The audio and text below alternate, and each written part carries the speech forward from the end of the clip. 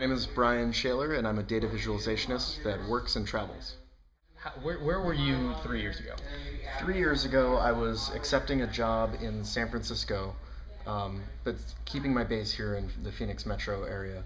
And the deal was I would go out there every month to San Francisco and work in the office for up to a week a month, and then I'd work from home the rest of the time. And and when I got into that model, all of a sudden I was working at co-working spaces, coffee shops, and everything when I wasn't at the office. Sure. And that also got me into a rhythm of traveling and all that. So And what do you do now?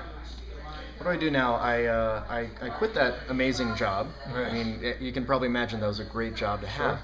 I quit my job to specialize solely in data visualization. So I go around with a laptop and I take large data sets and make them interactive, make data move around, make it look cool. Yeah, And that's where Topher and I connected really is the intersection of technology and art. Yeah, sure. Why did I leave my job?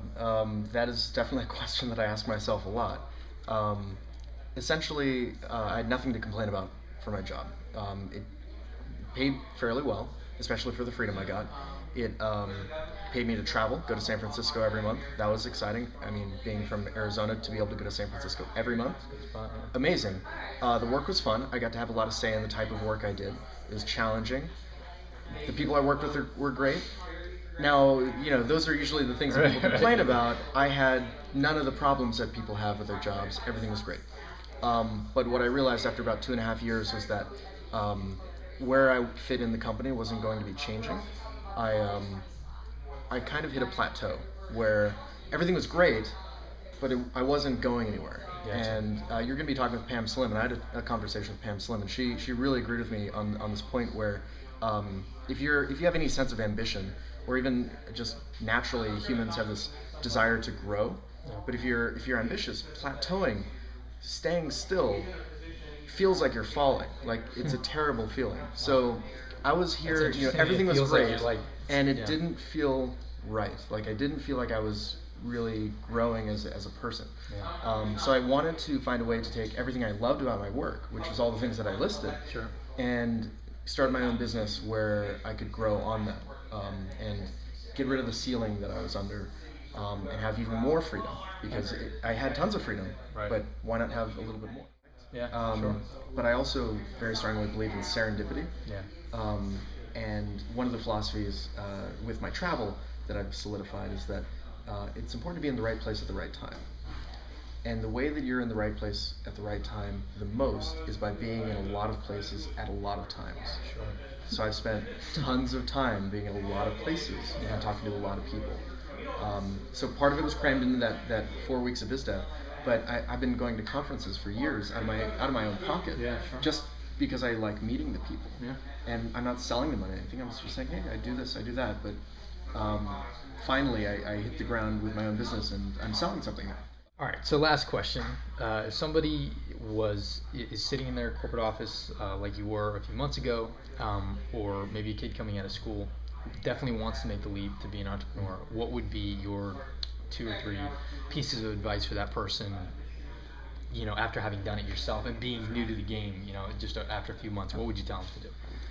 So I was just giving somewhat similar advice last night to someone who was having his doubts about being prepared to do this.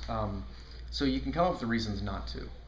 That's not a problem. Everybody has excuses, why they don't have the time or resources to do what they want to do right now. And actually, Zay Frank is a good tangent on brain crack, he called it. Because you don't have the time and resources to do it now, so you'll just imagine the applause that you'll be getting, when it actually happens, but you don't actually do it. So his philosophy was to just do it. Like, even if it was whatever the idea was, if it turned out like crap, at least you've got more experience trying. And he made a name for himself by doing little fun projects, and it turned out great for him. So what I was telling him was that actually that tangent kind of derailed my train of thought. I was telling him, if you don't think you're prepared, that you should just get over it and jump.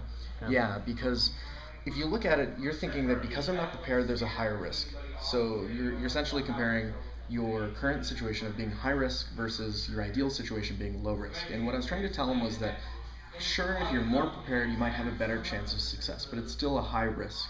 And what you're looking at is not a high risk versus low risk. You're looking at a high risk versus higher risk. You know, they're either way, things can go wrong. No matter how prepared you are, things can happen. You feel like you have comfort and stability and all that. Exactly. It's only exactly. It's feeling. And that can make you complacent. Sure. And that can even be dangerous. If you think that you've got all your bases covered, you're probably at a disadvantage. So if you don't feel like you're prepared, you're probably going to focus a lot harder on those areas that you think you might be weak. Huh. That's awesome, man. Good advice, dude. Listen, it was great meeting with you, bro. Great to meet you, too.